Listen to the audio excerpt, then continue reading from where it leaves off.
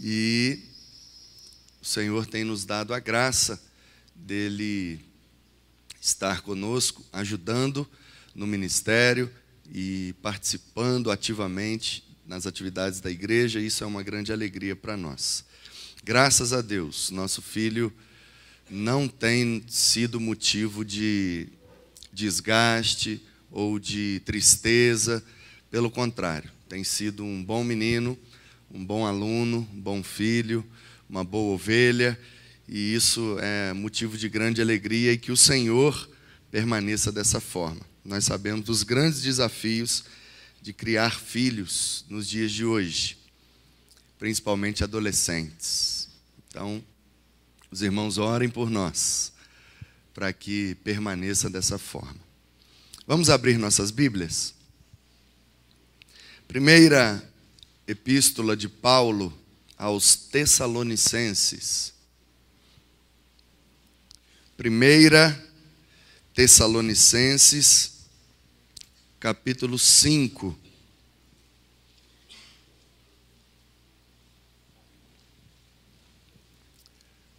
Primeira Tessalonicenses 5.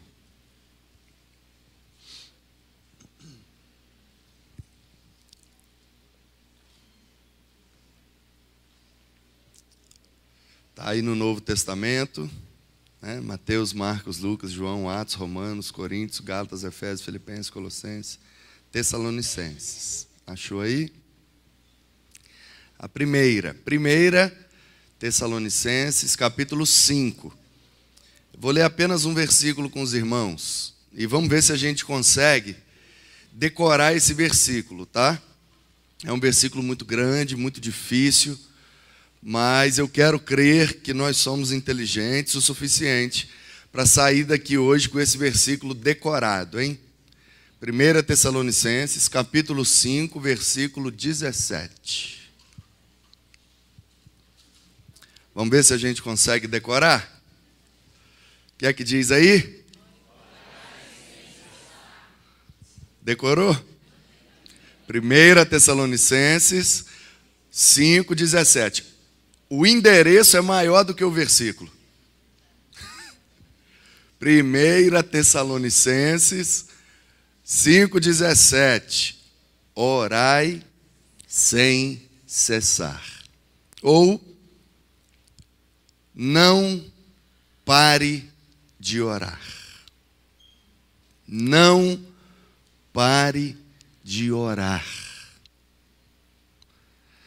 Nos nossos dias corridos, tumultuados, onde a gente está sempre trabalhando e estudando, trabalhando e estudando e criando filhos, trabalhando, estudando, criando filhos e desenvolvendo atividades na igreja. Muitas coisas. O tempo parece estar cada vez mais curto. 24 horas já não cabe mais a nossa agenda num dia. Tem dia que parece que só teve 10 horas, porque a gente fez tanta coisa e o dia acabou tão rápido, a gente nem viu. Aquele tempo de ficar sentado, contando casos e conversando e vendo a brisa passar, esse tempo tem sido cada vez mais escasso, cada vez menor. E aí nós caímos num equívoco muito grande, que é o equívoco de pensar que orar é perder tempo. Porque como os dias são muito corridos e nós somos a geração apressada, fast food, a nossa comida é 3 minutos para fazer. É 2,5 copos de água na panela, bota o miojo e está pronta a refeição. Ou abre o pacote, micro-ondas, 5 minutos, está pronta a refeição. A gente não tem mais tempo. Cada vez mais difícil. Então, como nós somos essa geração fast food, de coisas rápidas, de comida rápida, está tudo na palma da minha mão. Eu quero assistir um filme, eu tiro o telefone do bolso, entro no aplicativo, dou o play, o filme está na ponta do meu dedo. Tudo é muito rápido, a gente tem a tendência de pensar que as coisas de Deus e as coisas com Deus também serão rápidas. E aí a gente fica pensando, opa, obrigado, meu irmão. Ganhou um galardão, viu? Tá sabendo, não? Como é que é seu nome? Ronald. É um nome importado, hein? Podia ser Ronaldo, mas quis ser chique, Ronald. Sabia que você ganhou um galardão, varão? Tá vendo? Então sei que foi o abençoado. Abre sua Bíblia aí. Abre sua Bíblia em Mateus. Mateus capítulo 10, versículo 42. Mateus 10, 42. O que está escrito aí? Pode ler alto.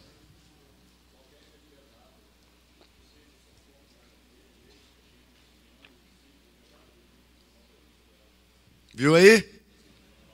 Deus abençoe. Como eu dizia, nós temos a impressão de que orar é perder tempo, porque é muita correria. E aí a gente pensa assim, ó, já acordei atrasado, não posso chegar atrasado no trabalho, não posso chegar atrasado na escola, não posso atrasar para isso, para aquilo outro. Então vamos correr. A gente sai botando sapato dentro do carro, as meninas maquiando dentro do carro, penteando cabelo para a rua fora, e vamos correndo, e aquele desespero, e aí nós não temos tempo mais nem para orar. E aí a gente pensa assim, nada, tem que resolver logo. Aconteceu um problema, e agora? O que a gente vai fazer? Pega o telefone, liga para o fulano, manda o WhatsApp para o ciclano, e...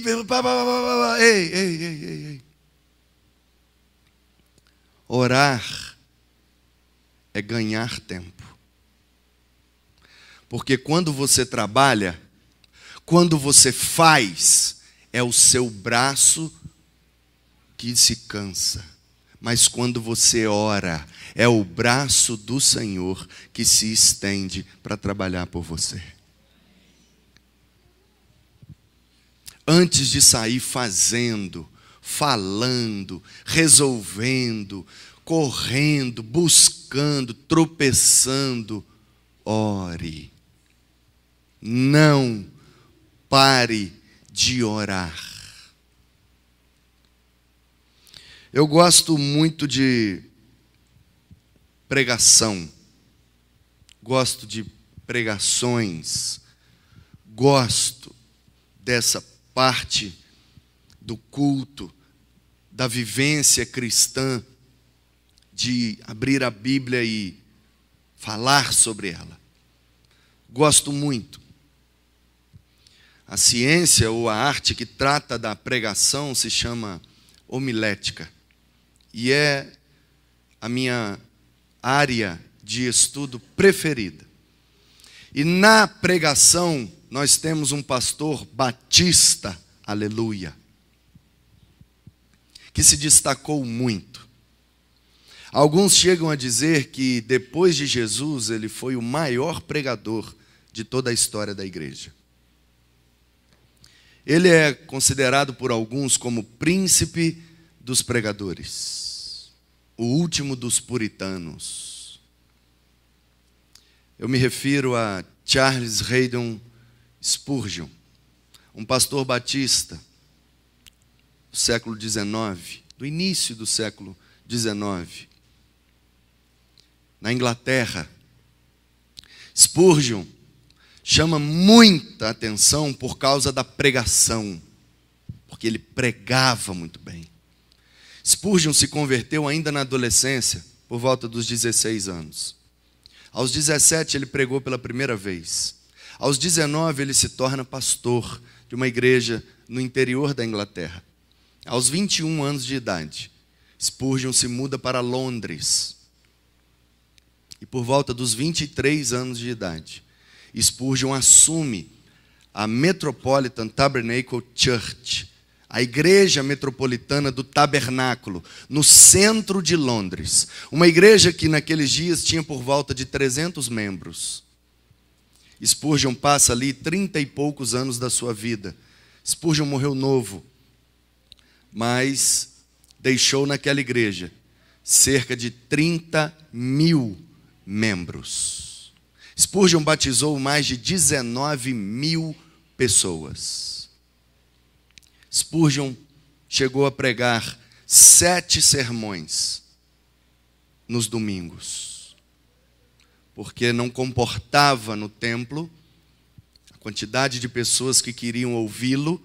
Então ele fazia um culto 6 da manhã, 9 da manhã, meio-dia, 3 da tarde, 5 da tarde, 7 da noite e 9 da noite. Encerrava a última pregação.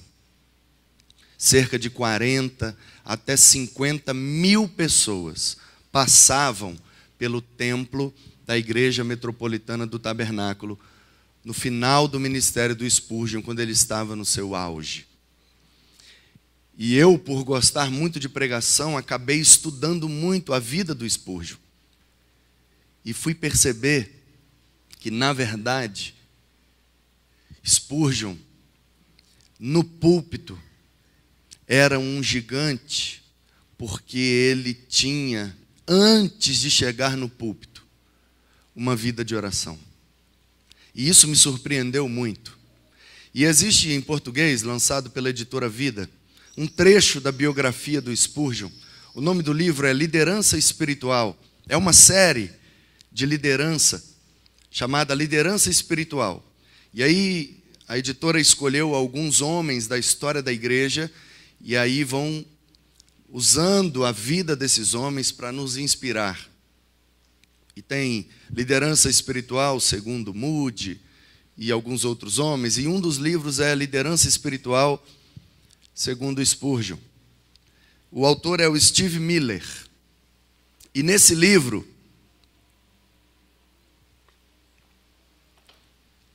conta uma história muito interessante.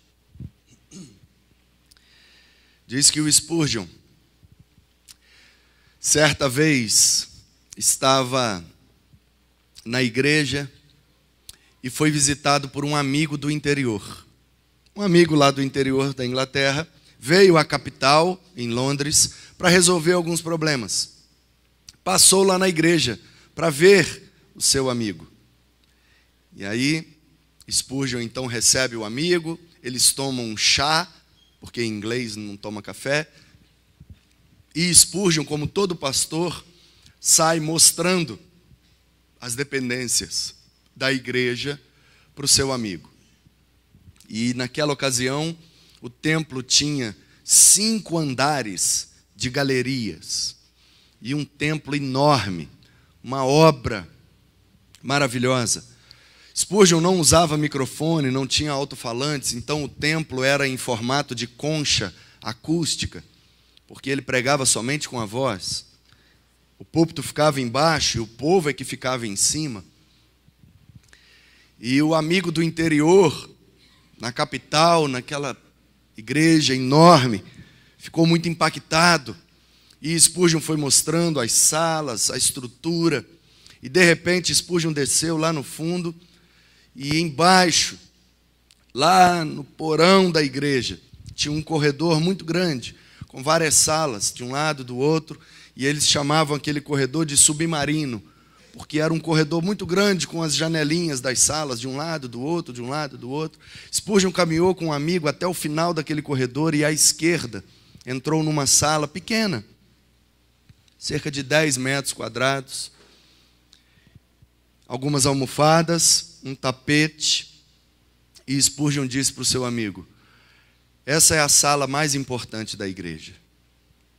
E o amigo não entendeu, porque, como assim? E Spurgeon disse: esse é o lugar mais importante da igreja. E o amigo não entendia, porque com aquele templo maravilhoso lá em cima, com toda aquela estrutura, como pode uma pequena sala com um tapete e algumas almofadas ser o lugar mais importante? E Spurgeon disse que aquela era a sala de oração.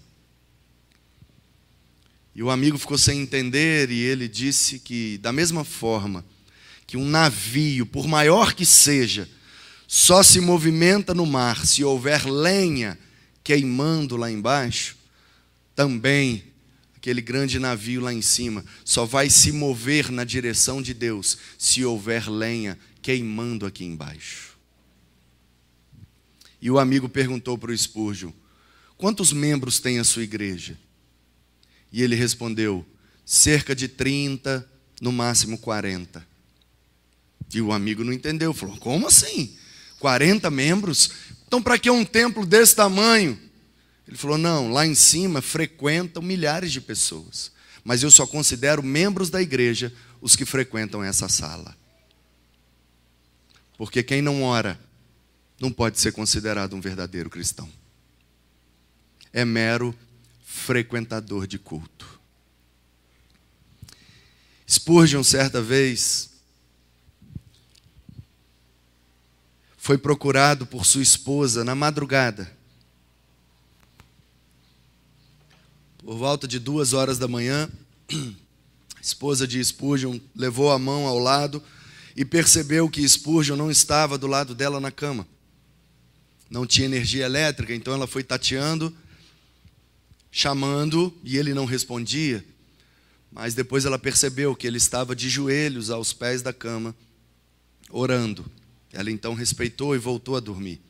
Por volta das 4, ela acorda novamente e percebe que o Spurgeon ainda estava orando. Por volta das 6 da manhã, ela desperta definitivamente. Spurgeon está orando aos pés da cama.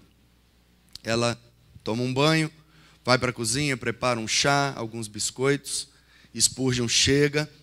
Por volta das 7h da manhã, ele está tomando o seu chá, se preparando para sair. E a esposa o questiona: meu bem, eu percebi de madrugada que você estava orando. Eu peguei no sono muito cedo, eu não sei que horas que você começou a orar, mas você virou a noite orando. Meu filho, você não pode fazer isso. Você tem que dormir, você tem que descansar. Não sabe que hoje você tem um dia cheio, aulas para dar, pregações para fazer, estudos para preparar, e à noite ainda tem reunião do corpo diaconal. Imagine a quantidade de diáconos numa igreja de 30 mil membros. A reunião do corpo diaconal. E o Spurgeon responde: por isso mesmo, meu amor, eu tenho um dia tão cheio que se eu não orasse pelo menos 6 horas, eu não daria conta de fazer tudo. O nosso problema é que nós pensamos que orar é perder tempo. Mas orar é ganhar tempo.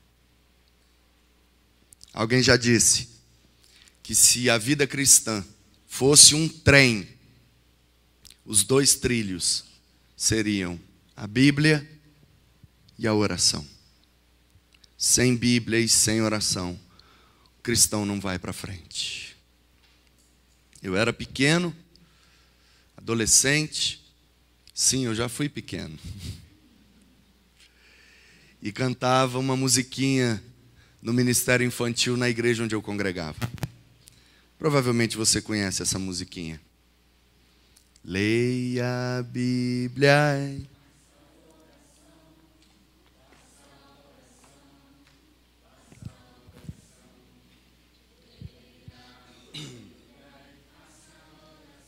Se quiser crescer. É simples assim, irmãos. Por isso que isso é uma musiquinha de criança, porque até criança entende. Leia sua Bíblia e busque ao Senhor em oração. E assim, você vai ser encaminhado. É simples, muito fácil de entender e muito difícil de praticar. Mas a orientação do apóstolo para nós, como você mesmo leu, é para que a gente não pare de orar. Não pare de orar. Há um tempo atrás, eu sou pastor na Igreja Batista Guaranhuns, em Vila Velha, como o pastor Isaac acabou de dizer. E quando eu cheguei naquela igreja, ela estava destruída. Ela dividiu-se por 3 vezes, rachou. E não tinha ali nem 50 irmãos. Primeira vez que eu preguei lá, não tinha nem 30, num domingo à noite. E aí, era uma situação muito complicada, muito difícil. E em oração, nós então entendemos que era vontade de Deus que fôssemos para lá. Tínhamos convite de outra igreja, muito melhor, muito maior, um salário melhor, uma casa pastoral, muitos benefícios. Mas em oração nós entendemos que era para ir para Guaranhuns, em Vila Velha. Assumimos aquela igreja, e a igreja não contava com muita estrutura, com muito recurso, nem com muitas pessoas.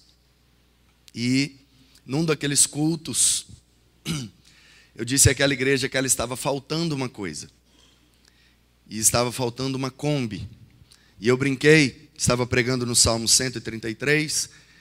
Quando eu era adolescente, embaixador do rei, nós saímos no domingo à tarde para fazer evangelismo. E fazer evangelismo para nós era entregar folhetos e convidar para o culto de domingo à noite.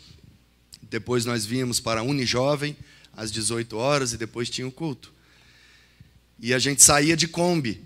E a gente ia batendo na lateral da Kombi e cantando aquela música, batendo na Kombi e cantando quão bom e quão maravilhoso é. Entendeu? Uma Kombi grande, quão bom. E aí eu contei essa história e falei, gente, uma igreja batista que não tem uma Kombi não é uma igreja batista completa. Temos que ter uma Kombi. Vamos começar uma campanha para a gente comprar uma Kombi. E aí o povo ficou meio assim e tal.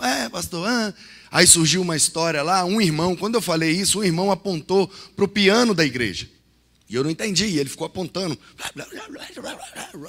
Quando a gente está chegando na igreja, ele não conhece as histórias. E eu não entendi o que significava aquilo. Depois que eu fui entender que houve, muitos anos atrás, uma assembleia onde a igreja tinha um dinheiro e votou entre comprar um piano ou comprar uma Kombi. E ganhou a proposta de comprar o piano. E aquele irmão era o irmão da proposta de comprar a Kombi. E ele ficou muito zangado. E já se tinha passado quase 20 anos. E ele apontou para o piano, como se a assembleia tivesse sido ontem. Como quem diz, ali a Kombi ali, ó. A Kombi ali, ó. E aí, eu pedi à menina da comunicação para fazer uma peça e a gente divulgar a campanha para a gente conseguir uma Kombi. Mais focado, inclusive, no nosso projeto social. Nós temos lá um projeto social, nós sustentamos cerca de 30 crianças, integralmente, com uniforme, material escolar, comida, alimentação, medicação, exames e atividades lúdicas, esportivas, musicais, um monte de coisa. É um projeto lindo. Está na internet, chama Projeto Social Construindo Sonhos. Aí, começamos a campanha para comprar uma Kombi. E eu falei, irmãos, vamos orar. E eu creio que Deus vai nos dar uma Kombi. Pastor, não tem dinheiro, está tendo dinheiro nem para pagar as contas da igreja direito, e está muito difícil, como é que nós vamos comprar Kombi? Irmãos, vamos orar. E aí era Páscoa. Páscoa de 2017. Eu estava pregando no retiro de uma igreja de Cachoeiro de Itapemirim. E você sabe, Cachoeiro é a terra do granito, do mármore. E então, eu preguei naquela igreja, era um retiro de Páscoa, e teve um feriado em Cachoeiro, que caiu, se eu não me engano, na quarta ou na quinta. Eu sei que o retiro começou na quinta-feira, e quinta, sexta, sábado, e foi até o domingo de Páscoa. E domingo, 6 horas da manhã, o pastor daquela igreja disse, Manu, amanhã, 6 horas, eu vou fazer com o pessoal o culto da ressurreição, aqui no sítio. E o sítio era perto. E ele disse, se você quiser ir para a sua igreja, fazer o culto lá da ressurreição, você está liberado. O culto de encerramento vai ser às 10 da manhã. E eu falei, perfeito, que ótimo. Então fica combinado assim. O senhor faz o culto aqui com o povo, eu faço lá com o meu povo. Terminando lá, eu venho para cá para pregar no encerramento do retiro. E aí, no nosso culto da ressurreição lá na igreja, eu disse, irmãos, eu estou no retiro lá da igreja e tem cerca de 400 pessoas. E Cachoeira é a terra do granito. E eu passei o olho lá e pelos carros deles o povo lá tem dinheiro. Louvado seja Deus. Irmãos, eu vou voltar para lá para pregar. E eu vou pedir uma oferta para ajudar o nosso projeto, que eu já conversei lá com o pastor, ele liberou. Quem sabe, irmãos, eu não volto de lá com a Kombi. Queria que os irmãos ficassem orando. Uma senhora lá atrás levantou a mão e fez assim.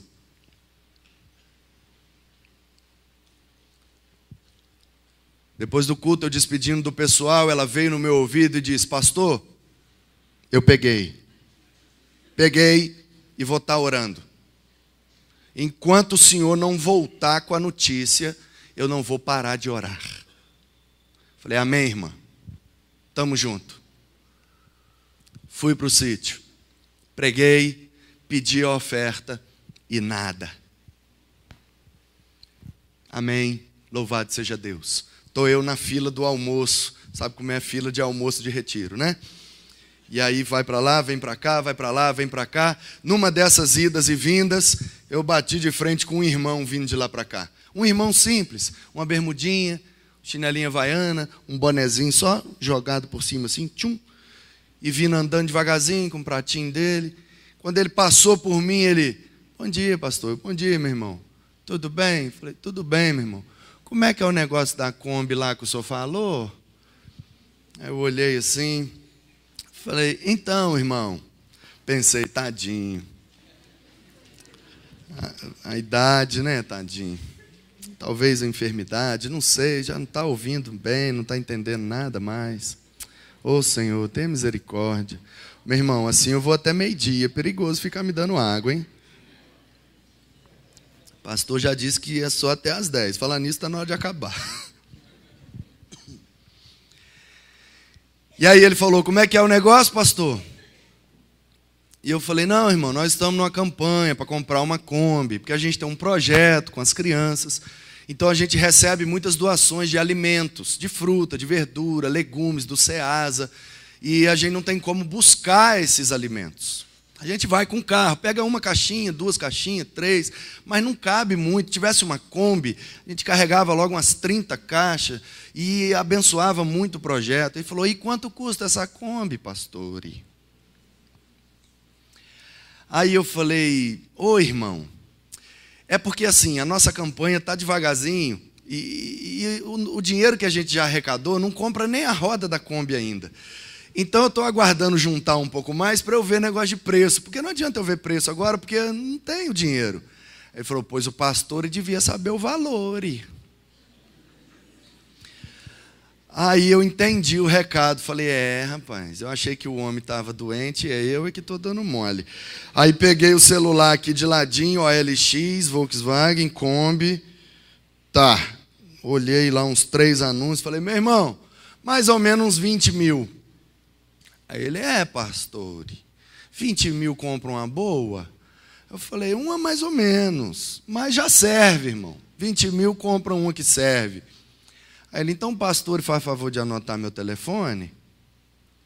Eu falei: como assim, meu irmão? Não, pastor, anota meu telefone e caça a Kombi. Quando o irmão achar, liga para mim. Eu falei: para quê, irmão?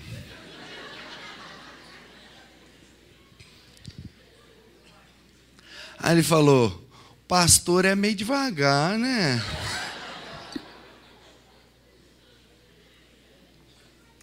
Está entendendo não, pastor? Falei: não, meu irmão, preciso que o irmão seja mais claro, não brinque com meus sentimentos. Vou ligar para o irmão, mas e aí? Ô pastor, o irmão vai achar a Kombi, vai ligar para mim e eu vou pagar a Kombi. Falei: amém, meu irmão, como é que é o telefone? 28. Salvei o telefone do homem, cheguei lá na igreja e não falei nada. Só com aquela irmã, para ela parar de orar. Eu falei: irmã, é nóis.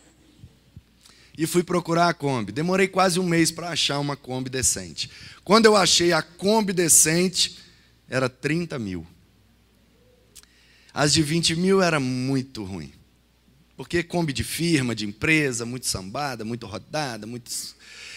E aí eu criei coragem, orei e liguei para ele. Ô irmão, aqui é o pastor Manu, da Kombi. Ele, pastor, eu achei que já tinha até desistido. Pastor, achou a Kombi? Achei, meu irmão, mas tem um detalhe. Ela está muito boa, mas é 30 mil. Pastor, 30? Falei, Pastor, tem como tirar uma foto aí da Kombi e mandar para mim no WhatsApp? Falei, Agora, meu irmão, tirei foto da Kombi, mandei no WhatsApp do homem. Ele olhou e respondeu num áudio. Pastor, bonitinha mesmo. Pastor, vê com o homem aí você não dá um desconto. Aí eu cheguei lá, meu irmão, o negócio é o seguinte. É à vista, dinheiro no coco, tá. E olha só, eu não sei qual é a fé do senhor, se o senhor tem religião, não importa. Eu sei o seguinte, tudo que pertence ao Senhor tem que ser tirado 10%. É o dízimo que é santo ao Senhor.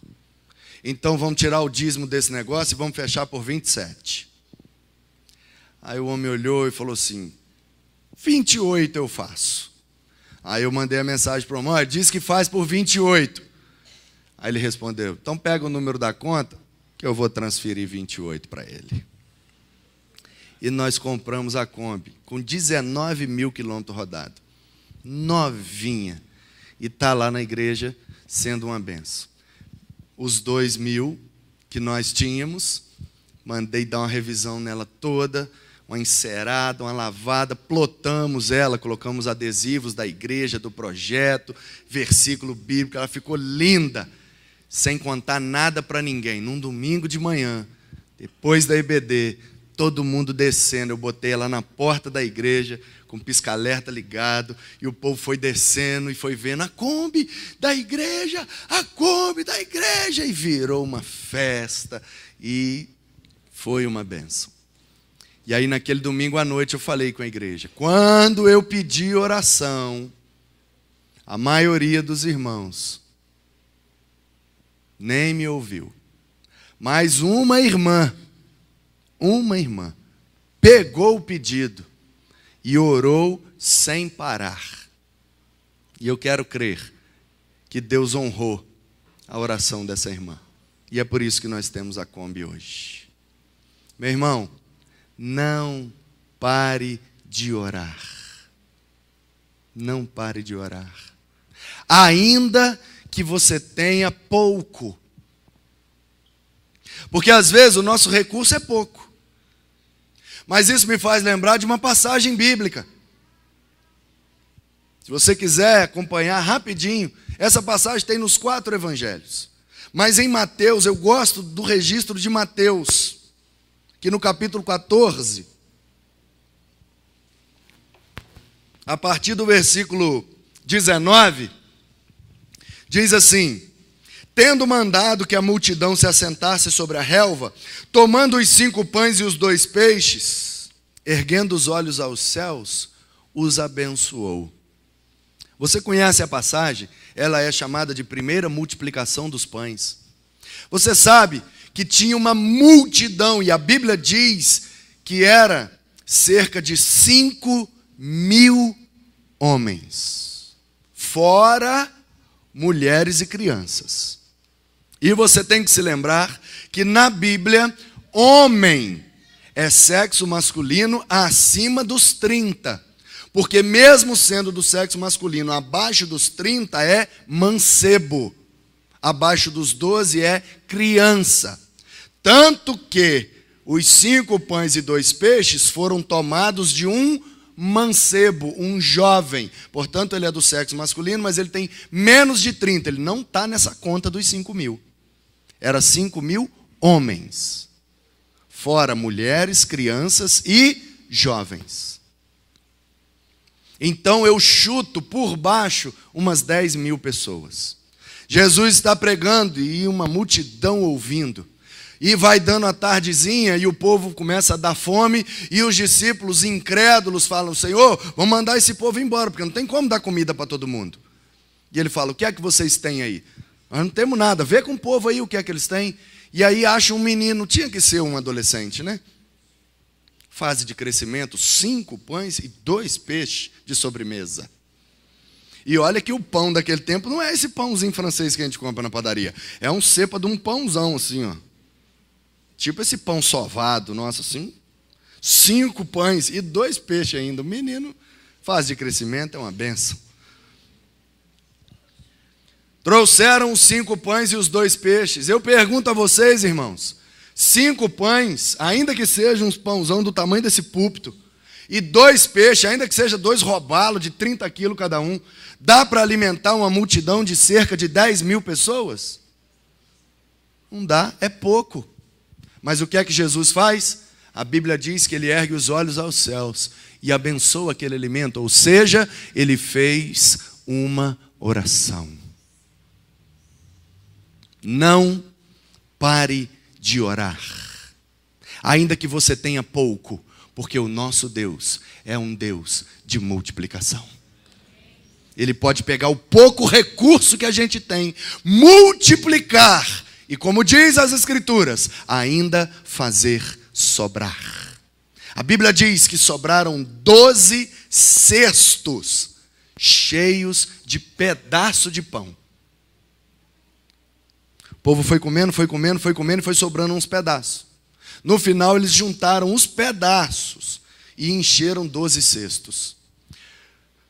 Quantos eram os discípulos? Futuros apóstolos? Quantos eram os cestos? Você nunca se fez essa pergunta? 12 cestos, 12 discípulos. Deve ter uma relação nisso aqui. Por minha conta e risco. Eu acho que Jesus está dizendo assim, ó, cada um vai carregar um cesto para largar de ser incrédulo. Não pare de orar, ainda que você tenha pouco, porque Deus pode multiplicar. Não pare de orar, ainda que você tenha quase nada. Deixa eu piorar aqui mais um pouquinho. Ainda que você tenha quase nada, menos do que pouco. Ah, pastor, você está falando isso que você não conhece a minha história. Lá em casa já não tem mais quase nada, quase nada. Quase nada de esperança, quase nada de expectativa, quase nada de dinheiro, quase nada de nada. Quase nada.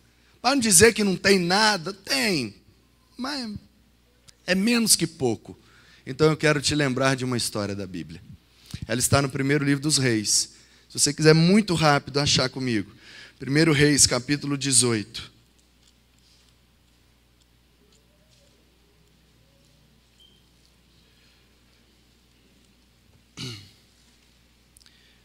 Primeiro Reis, capítulo 18, é também uma história muito conhecida. A partir do versículo 41, diz assim, 1 Reis 18, 41. Então, disse Elias a Acabe, sobe, come, bebe, porque eu já estou ouvindo o barulho da chuva. Você conhece a história. Acabe é rei de Israel. Um rei incrédulo, idólatra, que permite que a sua mulher, Jezabel, traga os deuses dos cananitas, cananeus, jebuseus, ferezeus que moravam naquela região, traz aqueles ídolos para dentro de Israel e a idolatria come solta. E Elias é o profeta que Deus levanta para combater aquilo. E aí, Elias vai lá e bota o dedo na cara do rei e diz, não vai chover em Israel, para que você saiba quem é Deus aqui. E não chove por muito tempo. Só que aí de repente a situação fica calamitosa, porque sem chuva os campos não produzem, e se o campo não produz as coisas ficam caras, e se as coisas ficam caras aumenta a violência, e assim sucessivamente foi virando um caos em Israel e nos arredores de Samaria. Então Elias, diz o texto, que ele fala com Acabe, pode ir, pode comer, pode beber, porque ele acabou de derrotar os profetas de Baal no Monte Carmelo. Ele então chama os profetas de Baal e fazem ali uma disputa. E ele fala, vamos fazer o seguinte, vocês invocam o Baal, manda ele se manifestar. Depois eu vou invocar o Jeová. E vamos ver quem vai se manifestar de forma mais poderosa. Os profetas de Baal canta, dança, bate tambor, não acontece nada. Elias cava um buraco redondo, enche de água, faz um altar, coloca um animal e pede para Deus manifestar. E diz a Bíblia que caiu fogo do céu. Isso significa que veio um relâmpago. Torrou a oferta e lambeu a água que estava em volta. E o povo tomou um susto e gritou, Elias, Elias, Elias, porque ele ganhou a batalha. Claro que quando o povo grita Elias, o tradutor da Bíblia já traduz o nome do Elias, que significa só o Senhor é Deus, só o Senhor é Deus, só o Senhor é Deus, porque El é divindade e Iá é o eu sou, é Deus. Então Deus é o eu sou é Deus, só o Senhor é Deus, é o significado do nome desse profeta. Então quando o pessoal grita o nome do profeta, o povo está gritando que só o Senhor é Deus. E aí Elias desce vitorioso, cheio de autoridade. Fala para o Acabe, pode comer, pode beber, vai viver sua vida, porque agora a chuva vai vir sobre Israel. Diz o versículo 42, que subiu Acabe para o palácio dele, foi comer, foi beber. Elias, porém, voltou para o Monte Carmelo. Subiu o monte e, encurvado para a terra, meteu o rosto entre os joelhos. A Bíblia diz, pensa comigo, um homem está em cima de um monte, com o joelho no chão, com o rosto no meio dos joelhos. O que é que esse homem está fazendo? Está orando. Uma oração. Senhor, faz chover sobre Israel. E a Bíblia diz que ele sobe com um moço, um discípulo. E aí ele pede àquele menino, vai lá ver se a chuva já está vindo. O menino vai e volta, o céu está azulzinho. E ele faz isso por 6 vezes. Na 7ª vez o menino volta e diz, olha, quase nada. Como assim quase nada? Não, é porque é uma pequena nuvem. De que tamanho? Da palma da minha mão. Aí o Elias fala com o menino, então corre, meu filho, corre, porque vai chover e vai chover muito. Não pare de orar, porque o nosso Deus é um Deus de abundância. A Bíblia diz que choveu abundante chuva sobre Israel, porque um homem de Deus se colocou de joelhos, com o rosto no pó, clamando pela chuva, e Deus respondeu à oração do profeta. Nós precisamos, como profetas de Deus, dobrar os nossos joelhos e crer que a abundância de Deus virá sobre as nossas vidas para suprir todas as nossas necessidades. Não pare de orar, ainda que você tenha pouco, ainda que você tenha quase nada, e ainda que você não tenha nada. Vou piorar só mais um pouquinho, tá?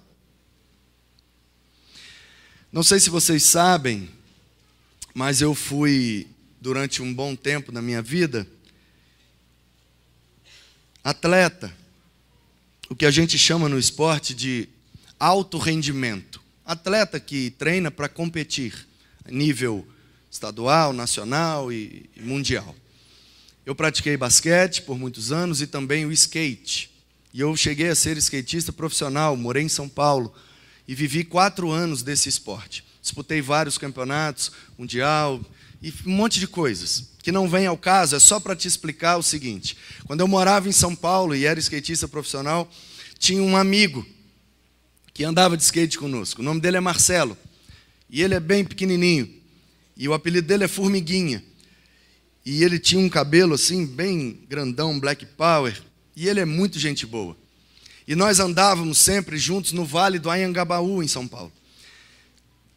E quando eu me mudei para lá e ainda estava fazendo amizade com o pessoal, eu me lembro que o Formiguinha chegava no vale, ia cumprimentar as pessoas, E o pessoal perguntava, e aí, beleza?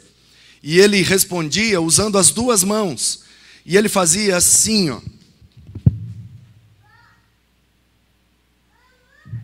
Ele usava as duas mãos, ele dava um like e um dislike. Ele fazia um para cima e um para baixo. Os meninos entenderam, outros não. Aí,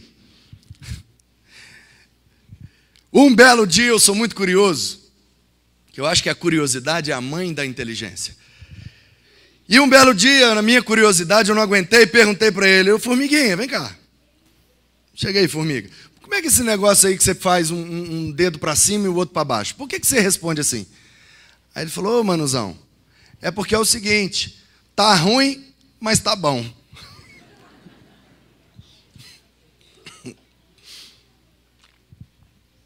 Perguntava para ele, tá beleza? Ele dava um beleza para cima e um para baixo. Ou seja, tá ruim, mas tá bom. Tá ruim, eu não tenho onde morar, não tenho o que comer direito, mas eu estou andando de skate, estou com saúde, estou feliz, estou viajando, estou competindo, tá bom. E aí eu fiquei pensando, mas não é que é verdade? Com Jesus, tem horas que tá ruim, mas tá bom. E se tivesse pior, talvez estaria até melhor. Porque quando as coisas vão muito bem, quando vai tudo melhorando, tudo prosperando, a gente tem a tendência de cair no comodismo. E isso é extremamente prejudicial para a nossa espiritualidade. Portanto, eu estou piorando para ficar cada vez melhor. Não pare de orar ainda que você tenha pouco, não pare de orar ainda que você tenha quase nada, e não pare de orar ainda que você não tenha nada.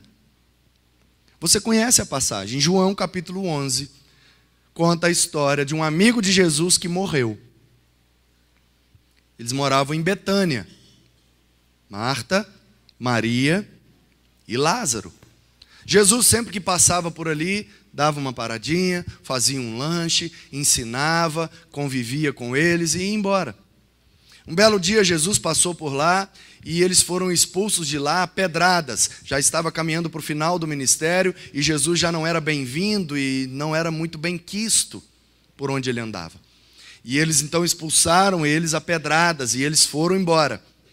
Quando eles estavam caminhando, chega uma notícia de que o Lázaro estava muito doente. Você conhece a história. Jesus responde, pode falar que eu já estou indo. Só que ele não vai imediatamente. Ele conversa com os discípulos e ali em João capítulo 11 retrata algo que eu acho fantástico. Se você quiser conferir, a gente tem uma imagem de Tomé como o discípulo incrédulo. Ele teve que ver para crer.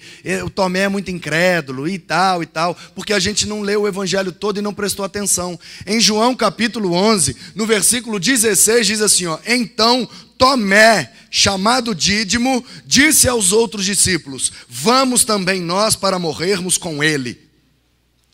O que é que está acontecendo aqui? A notícia chegou, Lázaro está doente. Os 11 viraram para Jesus, Jesus, vamos voltar lá não, porque eles vão matar a gente na pedrada. Tomé foi o único que disse, bora Jesus, nem que seja para morrer contigo, estamos juntos.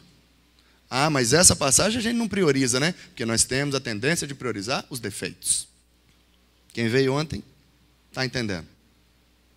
Por que o Tomé crentão aí agora não é exaltado? Olha que exemplo bonito de fé. A gente prefere exaltar o Tomé incrédulo. Por quê? Porque o Tomé incrédulo aplaca a nossa incredulidade. É mais fácil para a gente priorizar o defeito, porque aí faz de conta que todo mundo tem defeito, então o nosso defeito passa batido. É assim que a gente é. Mas eu prefiro o Tomé crente dessa passagem. E aí o texto diz que Jesus fala, está na hora, vamos voltar. No versículo 21 de João capítulo 11, Marta, que é a mais desesperada, né? Falei ontem que dois irmãos podem ser muito diferentes. Está aqui o exemplo. A Marta é frenética. 220 volts. E a Maria é de boa. Então, quando alguém grita, lá vem Jesus. A Maria, que coisa boa. A Marta já está lá na porta da cidade, desesperada. Ai Jesus. Versículo 21. Disse Marta a Jesus, Senhor, se o Senhor estivesse aqui, meu irmão não tinha morrido.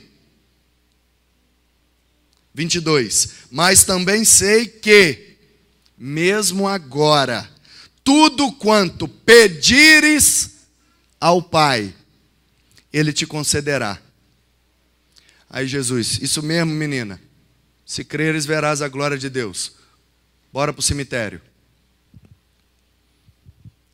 Versículo 21 e 22. Na porta da cidade de Betânia, na entrada da vila, a Marta fala com Jesus: se o senhor estivesse aqui, meu irmão não tinha morrido. Mas tudo que o senhor pedir ao Pai, Ele te concede. Aí Jesus, então bora para o cemitério. Aí eles chegam lá no cemitério. Aí a gente salta para o versículo 41, que diz que tiraram a pedra. Você conhece a história? A história é que Jesus chegou lá e falou: tira a pedra. E o povo: não, Jesus, já tem 4 dias. Tira a pedra. Jesus, o senhor não está entendendo? Não tem mais nada. Não tem mais nada. Porque a única crendice que a gente ainda tinha é que até o 3º dia dava para ressuscitar. Mas na nossa crendice, depois do 3º dia, nem ressurreição resolve mais. Não tem mais jeito. Já morreu, já está fedendo Jesus. 4 dias. Por isso que o João faz questão de registrar 4 dias. Por causa da crendice dos judeus. E aí Jesus fala: tira a pedra. Jesus, mas o senhor está entendendo que já não tem mais nada? Já morreu, já acabou. Morreu, acabou. Tira a pedra. Às vezes você pensa assim, meu irmão: ah, pastor, meu casamento já acabou. Ah, pastor, a minha esperança já acabou. Aquele concurso, aquela prova, aquele negócio, aquele objetivo, aquele ministério, aquele sonho, já acabou. Não tem mais. Pastor, já estou velho. Pastor, já passou o tempo. Pastor, já era. Não tem mais nada. Tira a pedra. Tem uma pedra na sua mente que te impede de crer. Tire a pedra e veja o milagre. Diz a Bíblia que tiraram a pedra e Lázaro saiu de lá de dentro amarrado igual uma múmia e saiu vivo. O versículo de número 41 termina da seguinte maneira: tiraram a pedra e Jesus, levantando os olhos para o céu, disse: Pai, graças te dou, porque me ouvistes. Aliás, tu sempre me ouves, mas fizeste assim, para que creiam que o Senhor me enviou. Entendeu? Na porta da cidade, a Marta fala com Jesus: não tem mais nada, já morreu. Se eu tivesse aqui antes, tinha solução. Já que o senhor chegou atrasado, não tem mais jeito, não tem mais nada, está morto. Mas eu sei que tudo que o senhor pedir ao Pai, Ele te concede. Aí Jesus: então bora para o cemitério. Aí quando Lázaro sai vivo lá de dentro, Jesus olha para o céu e diz: Pai, muito obrigado por ter me ouvido. O que é que Jesus fez entre a porta da cidade e o cemitério? Uma oração. Pai, ressuscita o meu amigo para que a tua glória resplandeça em Betânia. Não pare de orar, ainda que você não tenha nada, porque o nosso Deus é um Deus de ressurreição. Não pare de orar, ainda que você tenha pouco, Deus pode multiplicar. Não pare de orar, ainda que você tenha quase nada, Deus pode fazer chover abundantemente. Não pare de orar, ainda que você não tenha nada, porque o Deus, Criador dos céus e da terra, pode trazer à existência aquilo que nem existe. Disse Deus: haja luz, e houve luz. Pelo poder de sua palavra, todas as coisas foram criadas. Não pare de orar, vale a pena. Que Deus te abençoe, em nome de Jesus.